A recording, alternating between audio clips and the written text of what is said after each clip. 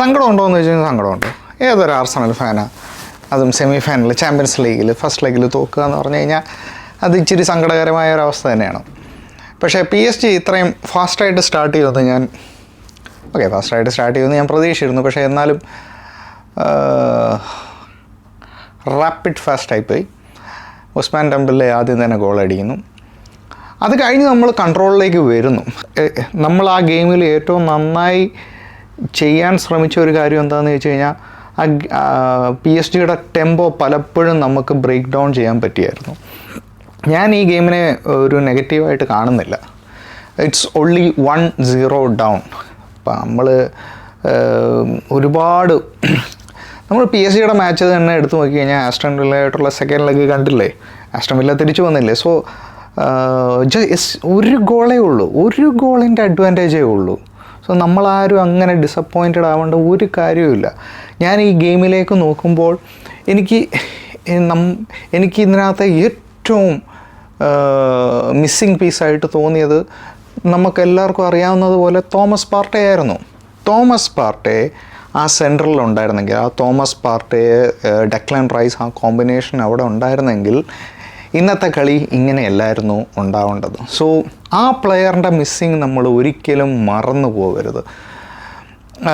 Merino, ഞാൻ ഇതിൻ്റെ പ്രിവ്യൂവിൽ ഞാനൊരു ലൈനപ്പ് ഇട്ടിരുന്നു. അതുപോലെ തന്നെയാണ് അർട്ടേറ്റ സ്റ്റാർട്ടും ചെയ്തത് ആ ഗെയിം. മെറീനോ ആയിരുന്നു മിഡിൽ, ട്രൊസാർഡിനെ സെൻറ്ററിൽ. ട്രൊസാർഡിൻ്റെ റീസെൻറ്റ് ഫോം അത് വെച്ചിട്ട് തന്നെയാണ് ട്രൊസാർഡിനെ സെൻറ്ററിൽ ഇടാനുള്ള ഒരു ഡിസിഷൻ എടുത്തത്. അങ്ങനെ വിത്തിൻ 5 മിനിറ്റ്സ്, വിത്തിൻ ഫസ്റ്റ് 3 മിനിറ്റ്സിൽ തന്നെ ഉസ്മാൻ ഡെംബെലെ സ്കോർ ചെയ്യുന്നു. ആരെയും കുറ്റം പറയാൻ പറ്റത്തില്ല ആ goal. It was too sudden, too fast.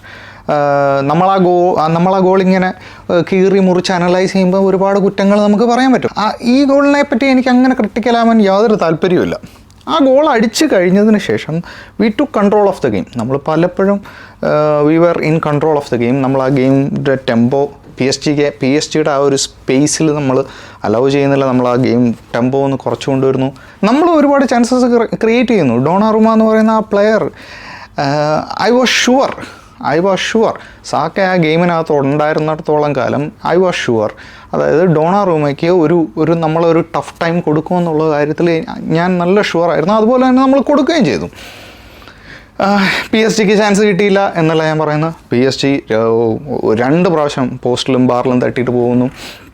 So PSG chance കിട്ടും. കാരണം ആർസണലിൻ്റെ ആയിരുന്നു ആവശ്യം കുറച്ചുകൂടെ അറ്റാക്കായിട്ട് കളിക്കുക. സോ അവർക്ക് ഇവൻച്വലി ആ ഒരു ചാൻസ് ഇടയ്ക്കിടയ്ക്ക് കിട്ടും. That was bound to happen. പക്ഷേ നമ്മളിവിടെ ആലോചിക്കേണ്ട വേറൊരു കാര്യം എന്താണെന്ന് വെച്ച് കഴിഞ്ഞാൽ, ഓഡഗാർഡ് എന്താണ് സംഭവിക്കുന്നത് ഓഡഗാർഡിന് എനിക്ക് മനസ്സിലാവുന്നില്ല.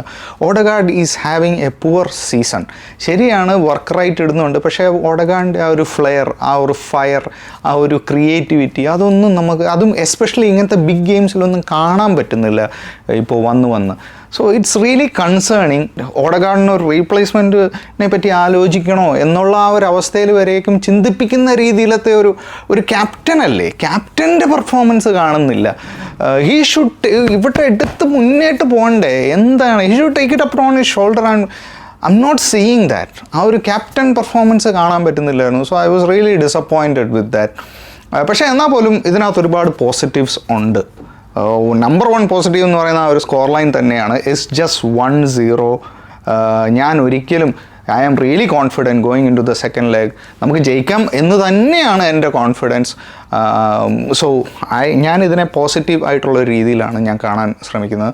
പിന്നെ ഇതിൻ്റെ ഇന്നത്തെ ഗെയിമിനെ പറ്റി പറയുകയാണെങ്കിൽ referee, I don't know what kind of refereeing was today. സാക്കയ്ക്ക് എന്തിനാണ് യെല്ലോ കാർഡ് കൊടുത്തതെന്ന് എനിക്ക് മനസ്സിലാവുന്നില്ല. ട്രൊസാർഡിന് വെരി ഏർലി ഓൺ ഒരു യെല്ലോ കാർഡ് കൊടുക്കുന്നു. ആൻഡ് ഇത് പറയുമ്പോൾ തന്നെ ടിംബർ വാസ് വെരി ലക്കി. കാരണം അങ്ങനത്തെ ആ ഫൗള് പെനാൽറ്റി കൊടുക്കുന്നത് ഞാൻ കണ്ടിട്ടുണ്ട്. It could have been easily A penalty. നമ്മൾ ആർസണൽ ഫാനാണ് എന്നും കരുതിയിട്ട് ആ തെറ്റായ ഡിസിഷൻ ആണെന്ന് പറയാതിരിക്കരുത്. കാരണം അത് എനിക്ക് തോന്നുന്നു അത് കൊടുക്കാമായിരുന്നു. പക്ഷേ അത് കൊടുക്കാതിരിക്കേണ്ട ഒരു മെയിൻ കാരണമെന്ന് വെച്ച് കഴിഞ്ഞാൽ ടിംബർ അത് പെട്ടെന്ന് റിലീസ് ചെയ്തു കൈ. പിടിച്ചു വെക്കുന്നില്ല കവറാഷീലിനെ, പെട്ടെന്ന് റിലീസ് ചെയ്യുന്നു. അതുപോലെ തന്നെ കവറാഷീലി ഇച്ചിരി ഓവർ ആക്ടിങ്ങും ചെയ്യുന്നു. ഈ 2 റീസൺ കൊണ്ടാണ് മെയിൻലി പെനാൽറ്റി കൊടുക്കാത്തത് എന്നാണ് എനിക്ക് ഫീൽ ചെയ്തത്. പിന്നെ സെക്കൻഡ് ഹാഫിലേക്ക് വരുമ്പോൾ എനിക്ക് ഫീൽ ചെയ്ത വേറൊരു കാര്യം എന്ന് പറഞ്ഞു കഴിഞ്ഞാൽ, നമ്മൾ ആ ഒരു 68 മിനിറ്റ്, ഒരു 70 മിനിറ്റ് എന്ന് തന്നെ പറയാം, നമ്മുടെ players were looking little bit tired. കാരണം അതുപോലെ ഹാർഡ് വർക്ക് ചെയ്ത് കുറേ ബോൾ റിട്ടൻഷനും കാര്യങ്ങളും ഒക്കെ ചെയ്ത് കുറേ ഹാർഡ് വർക്ക് ചെയ്യുന്ന ഉണ്ടായിരുന്നു. ഒന്ന് ഫ്രഷപ്പ് ആക്കാൻ കുറച്ചുകൂടെ പെട്ടെന്ന് ഈ പറയുന്ന പ്ലെയേഴ്സിനെ സബ്സ്റ്റിറ്റ്യൂട്ട് ചെയ്യാമായിരുന്നു എന്ന് എനിക്ക് ഒന്ന് ഫീൽ ചെയ്തു.